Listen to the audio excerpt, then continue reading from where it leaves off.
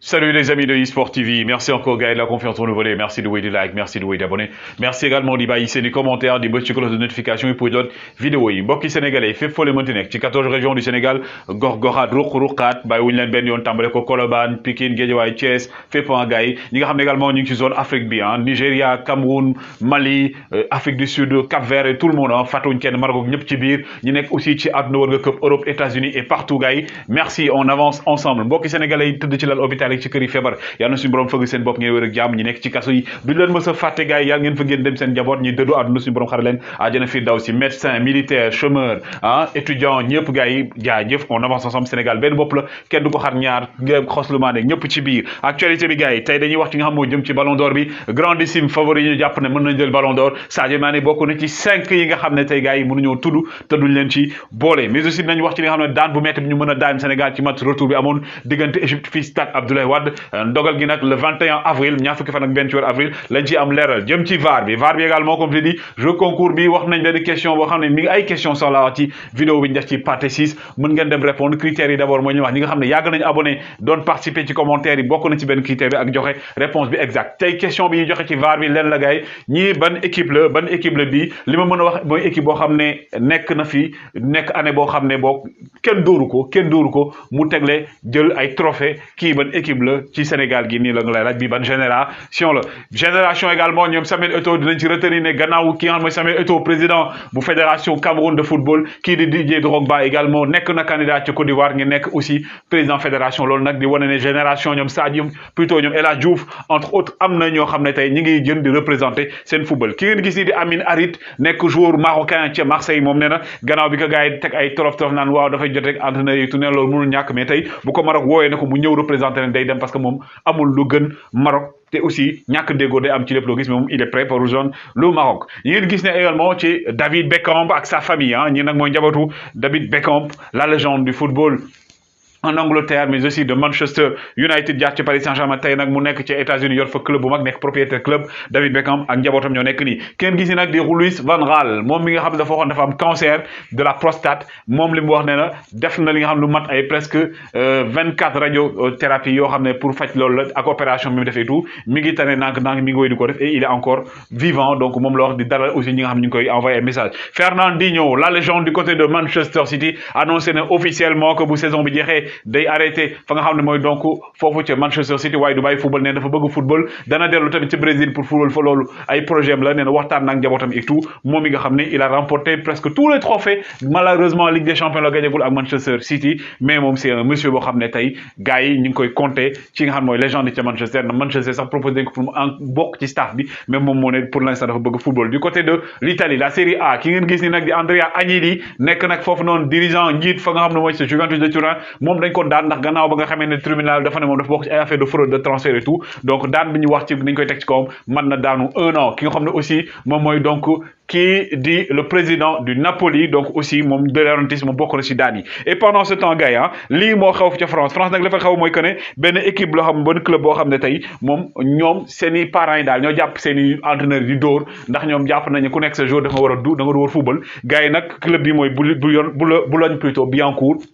ñoom daal gars yi fi mu ne nii ñoom ñëpp bëgg seen doom doon ay Mbappé ay Cristiano Ronaldo ay Messi ay Sadio Mané et tout ba tax na léegi dañuy dem entraînement yi ak match yi di xas entraîneurs yi di parfois ñuy gëdd yenn joueurs yi ne seen doom ñoo war a football loolu nag jur coow ba tax club boobu fi mu ne nii arrêté nañ seen entraînement yi pour l'instant et aussi waa Madrid la nii les madristas et autres li nga xam mooy stade Santiago Bernabéu bu bees mi ngi nii nga xam ne stade boo xam ne à hauteur de 300 millions d'euros lañ koy defaree fii ak fin de saison bi gars yi dinañ ko mën a jouer donc ça veut dire que déwén inchallah saison bi di ñëw waa Real de Madrid ci match boobu ci terrain boobu la ñuy footballé seen i match Marca aussi nee na siège baa ngi nii chaise bi la waa Real tegaloon Paris Saint-Germain chaise bi tey la waa Real di génnewaat fa ñoom ak waa Chelsea parce que tey stade bi dina metti nag ndax danañ ca toog wala duñ ci toog tey dinañ ci xam lu leer mais en tout cas chaise bi génnaat na et du côté de l'Atlético de Madrid nga xam ne ñoom ñoo war a daje Manchester City suba ki nga xam ne mooy Simeone nee na moom il est confiant parce que li ko may confiance mais match bi aller bi 1-0 lañ leen dóor donc am na yoo xam ne mën nañ koo changer waat mais moom gëm na ne ñoom mën nañoo dóor ñi nga xam ne Manchester City daal di qualifié ci demi-finale yi pendant ce temps Jürgen Klopp moom nee na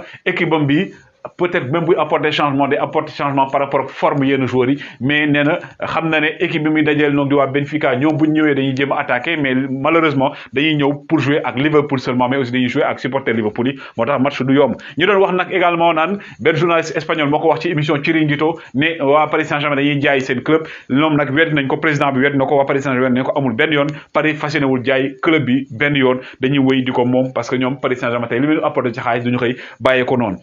lii nag di daan boo xam ne waa plainte boo xam ne boog waa l'Égypte ñoo ko def ci Sénégal gannaaw seen match bi ñuy contesté verdict bi ak également ya fa amoon agression yi ñoom fa amoon lii nag waa FIFA et tout nag ñoom seen commission discipline le 21 avril bii la ñuy daje pour wax ci même bu fekkee ne Sénégal kenn du ko wax match bi dañ koy rejouer et tout ay daan yu metti mën nañ ko fekk par rapport ak suñu yeneen mbokk Sénégal yoo xam ne parfois dañuy def lu ëpp di sànneeg def yenn yi ak fumigène ak yooyu ba tax na moom ay daanu koppar la ñuy gën a xaar ci li nga xam ne moo jëm ci donc ndogal bi waa FIFA di am le 21 avril nag incha allah ñaar fukki fan ak benn ci weeru avril gii la ñuy xam lan moo ci ruusee Sénégal donc aujourd'hui gars yi bokk ci équipe yoo xam ne tey mooy grand espoir pour coupe du monde bi Afrique delluwaat ci beneen niveau parce que Afrique coupe du monde bi passé 2018 résultat yi ñu def gars yi baaxul benn yoon donc mais résultat bi nga xam ne Afrique am nañ ko mooy quart de finale donc dañoo bëgg ren dem ci ki nga xam ne nag moom mooy lors à l'appel l'équipe moo ko wax ci Karim Benzema bi ñëpp jàpp ne actuellement gars yi moom daal mën nañ def grandissime favori pour ballon d'or bi ren parce que xam nga rek média français et tout même si bu fekkee ne Karim Benzema pour man bokk na ci joueurs yoo xam ne actuellement ils sont en feu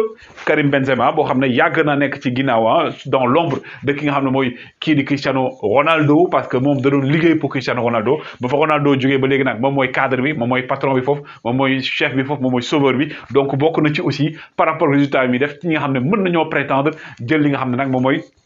ballon d'or moom nag avantage am mooy que ne déjà c'est un français les médias français dinañ def lépp pour def également influence pour mu daal di gagner mais également même si terrain bi encore je précise que ne si terrain mi ngi waree boppam mais am na yeneen joueurs yoo xam ne aussi ñi ngi ci parmi ces joueurs bokk na ci Kylian Mbappé également c'est un français koo xam ne qualifié wul quand même quart de finale Ligue des Champions mais mooy porté jamono ji Paris Saint-Germain moom fi mu ne nii moom mooy patron ci Paris Saint-Germain chaque match mu dugal actuellement il est à presque 42 buts di ngeen ko gis donc 40 buts plutôt 44 matchs 40 buts am 26 passes décisives ki nga xam ne mooy Kylian Mbappé ci saison bii ñu nekk 2021-2022 donc moom bokk na ci ñoo xam ne tey ay prétendants lañ pour ballon d'or et comme je l'ai dit comme on sait que ne France Football organise le ballon d'or moom moo ko organisé gis nañ également médias français yi ñoom seen lobbying beeg seen communication chaque fois dañuy jéem a mettre en exergue seen joueurs français yi mais par rapport à ça aussi moom booy seet ñi nga xam ne yëpp ñooy favoris yi moom rek moo ci amul 30 ans moom Kylian Mbappé ñi des ñëpp ce sont des trentenaires donc moo tax ñu ne bokk na aussi ci ñoo xam ne mën nañ ko gagner mais aussi que dire de Kevin De Bruyne gars yi duñu wax ci moom lu bëri mais c'est un excellent un fabuleux joueur Kevin De Bruyne mi nga xam ne actuellement toute compétition confondue il est à 15 buts ak donc 8 passes décisives Kevin De Bruyne mi nga xam ne actuellement il est à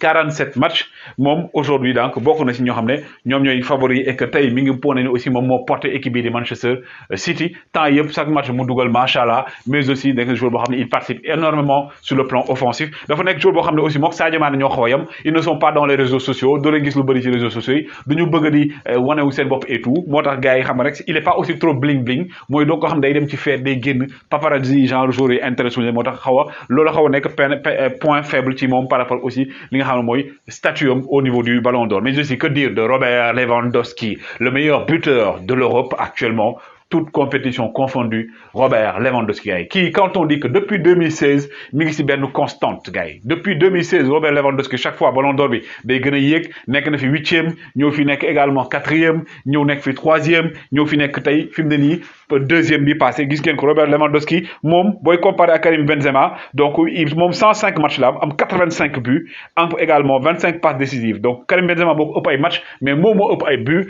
ki nga xam ne mooy donc Robert Lewandowski nga xam ne pourcentage am de buts en match c'est presque 1,5 buts par match donc aujourd'hui day wane ne également bokk na ci grandissime favori yi et que bu ñu koy teg ci yoon amul loo xam ne Benzema ëppale na ko par rapport ak li mu def mais aussi que dire de l'enfant de Bambali celui qui est venu de Casamance du Sénégal pour aller vers l'Europe le monde entier conquérir leen wan leen ne man maay patron bi comme on dit bojo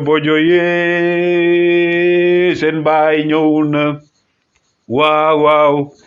Waouh, waouh. Sadio Magnifique Mané, il est en train de faire une saison exceptionnelle. Vainqueur de la Coupe d'Afrique pour la première fois de l'histoire du Sénégal. Un fils sénégalais, jël li nga xamné moy Coupe d'Afrique. Également détenteur du meilleur joueur africain du moment. Momo éliminé Mohamed Salah à 2 reprises. Finale Coupe d'Afrique, mais également match barrage décisif Coupe du Monde. Sadio Mané aujourd'hui nga xamné actuellement il est à 22 buts toutes compétitions confondues. Am également au nombre de 4 passes décisives. Mom Sadio Mané beaucoup na ci grande décision favori li nga xam moy peut-être point faible moy côté image côté loolu lañ ko mëna wax mais il fait partie gars des favoris maintenant yéen vous qu'est-ce que vous pensez de ces 4 personnes yo xam mën nañ concurrence ki nga xam ne Karim Benzema Sadio Mané yan moy chance am woy leen di like woy leen di abonner toujours plaisir de vous servir jaa ngeen jëf